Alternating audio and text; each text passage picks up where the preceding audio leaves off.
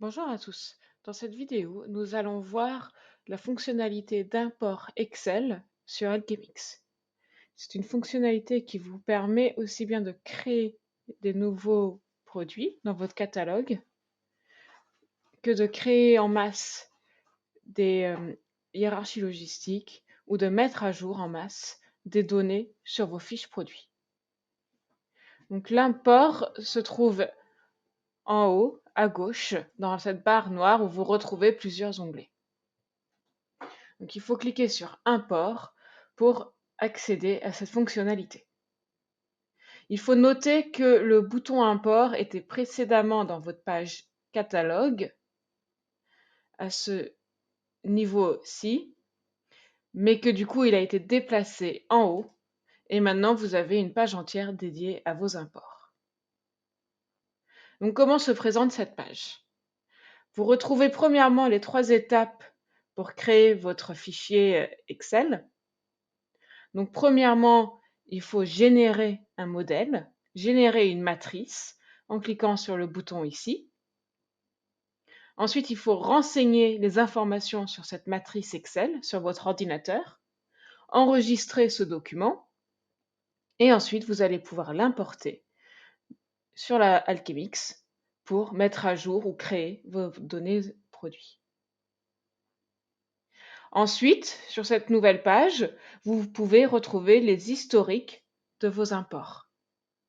Donc de cette façon, vous pouvez retrouver tous les fichiers que vous avez importés et connaître les nombres de succès et les erreurs qu'il y a eu lors de ces imports. Vous pouvez également régénérer les matrices en cliquant sur le bouton Télécharger. Si vous avez besoin de plus d'aide sur cette nouvelle fonctionnalité d'import, n'hésitez pas à consulter notre guide pas à pas qui se trouve ici. Donc nous allons maintenant voir comment générer une matrice.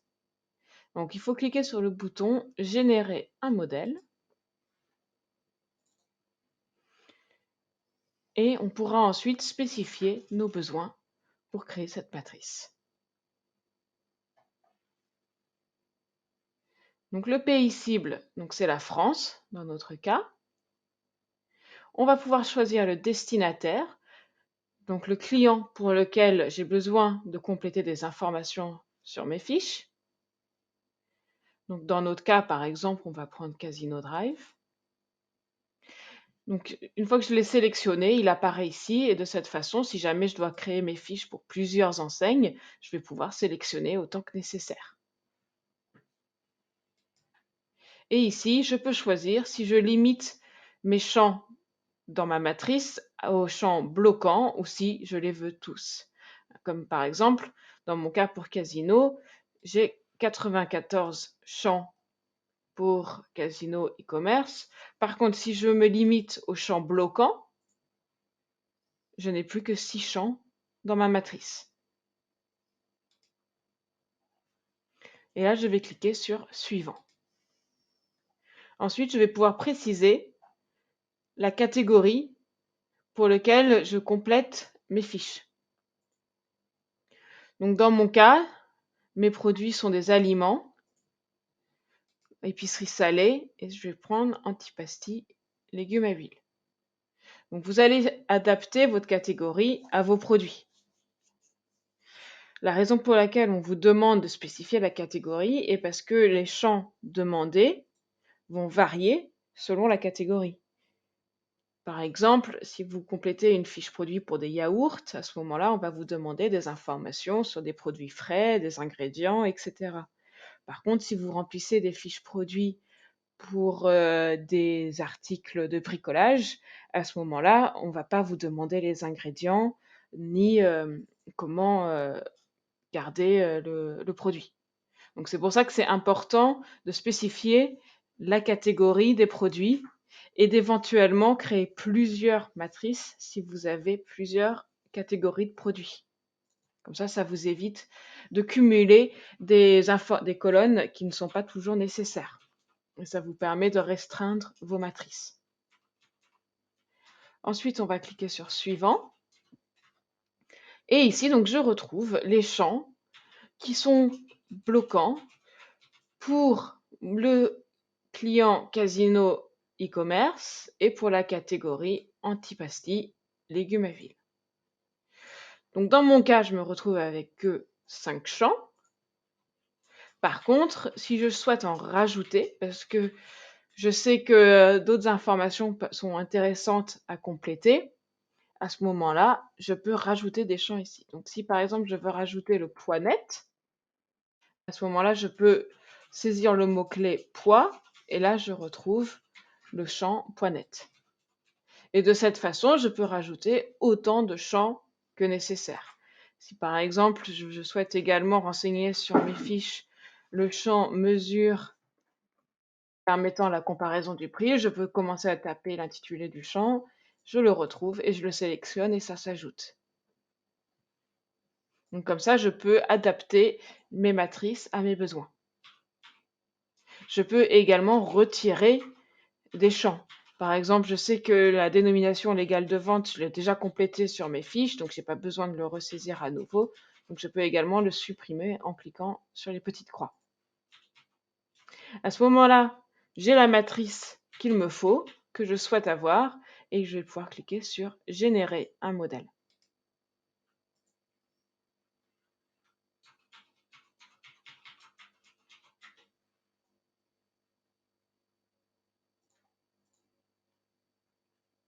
Donc là, j'ai la confirmation que mon modèle a bien été généré et je vais pouvoir le retrouver sur mon ordinateur.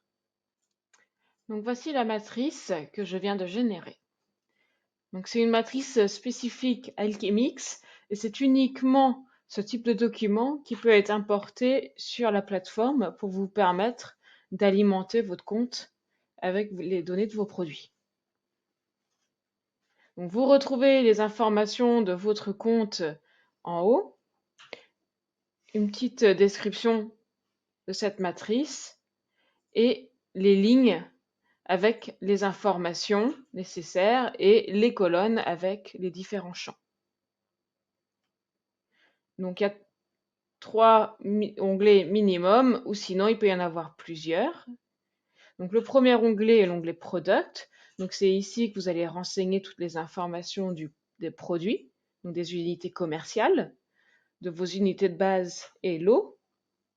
Ensuite, vous avez l'onglet Logistical Units, où vous allez renseigner les informations de vos unités logistiques, c'est-à-dire vos colis et vos palettes.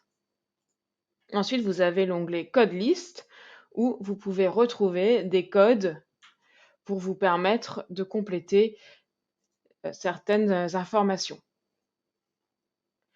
Ensuite, vous pouvez avoir d'autres onglets, comme par exemple un onglet spécifique pour Leclerc, un onglet spécifique pour Carrefour ou pour Intermarché par exemple. Et ça, c'est dans les cas où vous avez des informations spécifiques pour ces distributeurs. Comme par exemple pour Leclerc, si vous avez un code tiers ou un code ELEC à renseigner, à ce moment-là, vous aurez un onglet E-Leclerc référentiel et c'est dans cet onglet-là que vous pourrez renseigner ces informations spécifiques. Donc dans un premier temps, on va se concentrer sur l'onglet Product et si vous souhaitez plus d'informations sur les fichiers Excel, n'hésitez pas à vous référer au centre d'aide ou à une vidéo spécifique sur les fichiers d'import. Nous allons renseigner les informations de nos unités commerciales. Donc la première colonne, la colonne B, on voit que le nom de cette colonne est le GTIN, donc on va renseigner le GTIN de notre unité commerciale qu'on veut soit compléter, soit créer. Donc si jamais les informations dans la ligne 8 ne sont pas très claires pour vous, vous avez dans la ligne juste en dessous des informations, des précisions justement sur ce qui est attendu dans cette colonne. Ensuite, vous pouvez trouver l'attribut. Donc c'est ça qui vous permet de retrouver par exemple cette colonne dans le code list. Donc si par exemple vous voulez savoir tous les types de packaging qui sont disponibles, à ce moment-là, vous pouvez aller dans code list et retrouver type de packaging et retrouver les informations. Ensuite, dans la ligne type, on vous précise le type d'information qui est attendu. Donc si par exemple, si c'est un texte ou si c'est quelque chose qui doit être d'un menu déroulant, donc là par exemple, voilà, on vous précise qu'on peut retrouver type de packaging dans la liste des codes.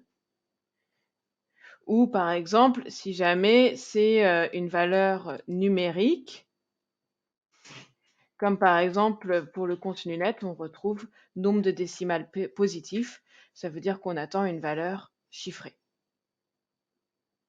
Et ensuite, dans la dernière ligne, on vous indique donc l'unité. Donc bien sûr, si c'est un texte, il n'y a pas d'unité. Par contre, ici, pour les ingrédients ou les allergènes, on vous précise la langue. Donc vous pouvez également la modifier hein, si jamais on avait sélectionné un autre pays que la France. Et surtout, pour les colonnes comme le contenu net ou le point net, ici, vous pouvez sélectionner l'unité dans laquelle vous renseignez vos informations.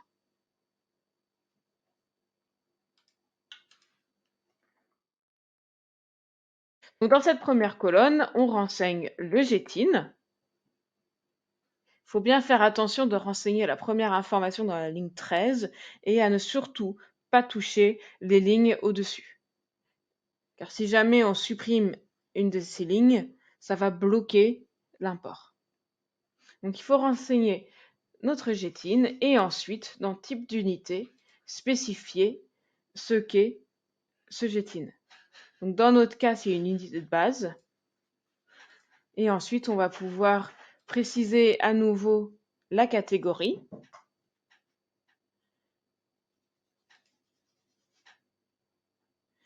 Le cycle de vie du produit, si jamais le produit est commandable, précommandable ou pas encore ou non commandable.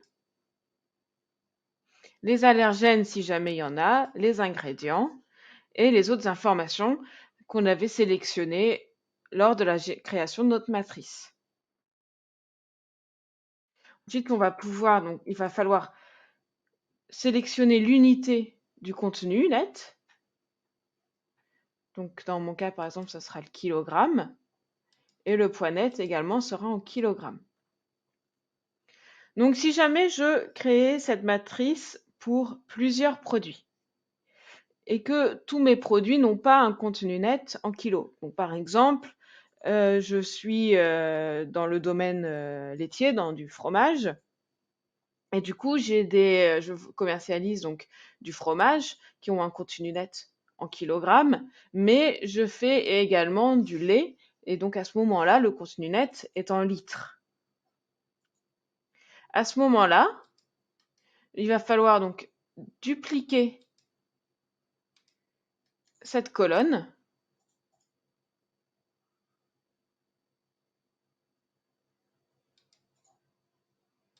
et comme ça, je vais pouvoir sélectionner une autre unité.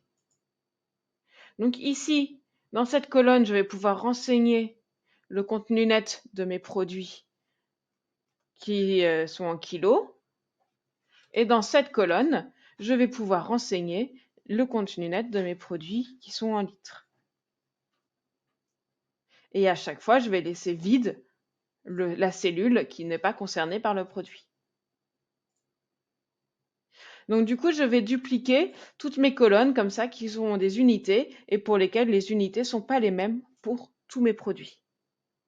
Et ainsi, je vais pouvoir continuer à renseigner toutes les autres informations de mes produits.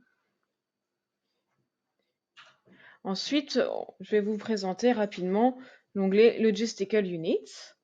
Donc, c'est dans cet onglet que vous allez renseigner toutes vos informations de vos unités logistiques. Donc, c'est toujours le même principe, une ligne, un GTIN. Donc ici, il faudra renseigner le GTIN de votre palette, par exemple. Sélectionner le type d'unité, la palette. Renseigner toutes les informations sur cette palette. Pour ensuite, dans les deux dernières colonnes, préciser le GTIN qui compose cette palette et la quantité. Donc dans mon cas, j'ai un colis qui compose cette palette. Donc du coup, je vais renseigner le GTIN du colis. Et je vais pouvoir préciser le nombre de colis sur cette palette. Donc dans mon cas, 20 par exemple.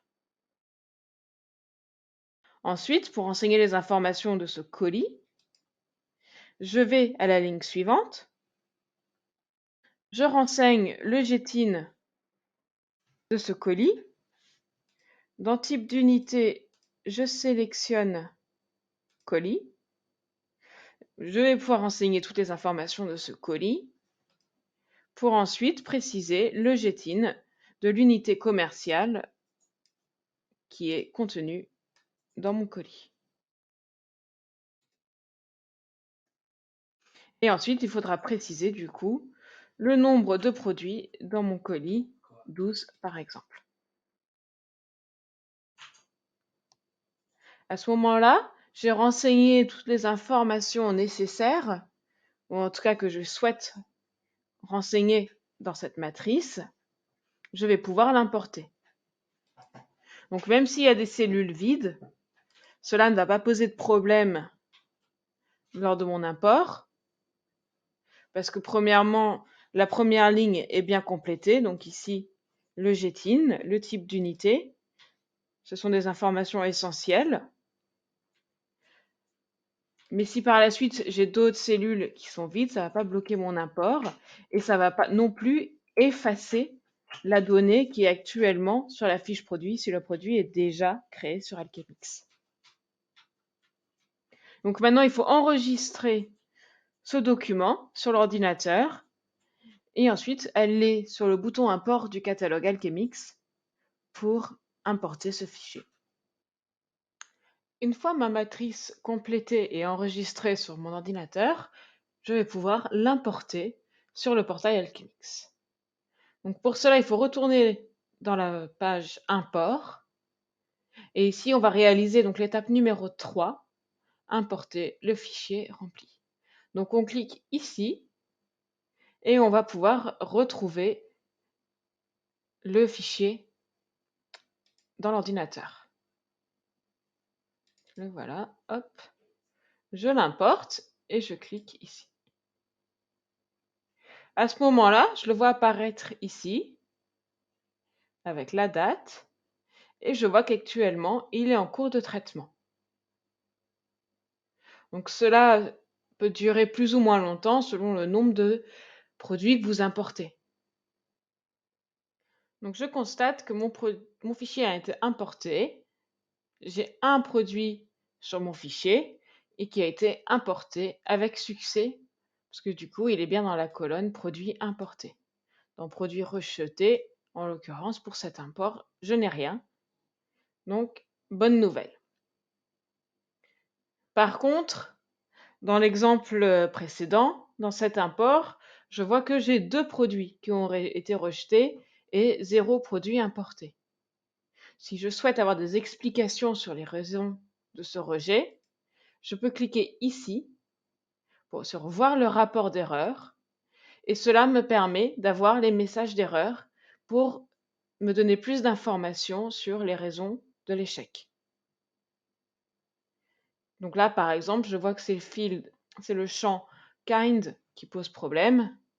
Et si vous retournez dans la matrice, vous allez voir que kind, ça correspond à la catégorie et on pourra vérifier la cellule catégorie du fichier pour comprendre d'où vient l'erreur.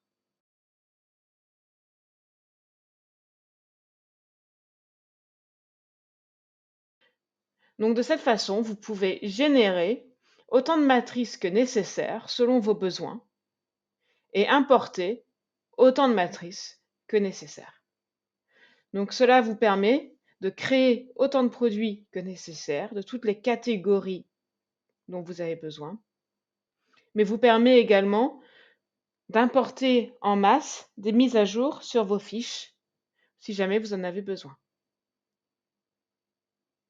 Si jamais l'aide n'est pas suffisante, n'hésitez pas à vous référer au guide ici ou sinon aux pages d'aide dans le centre d'aide.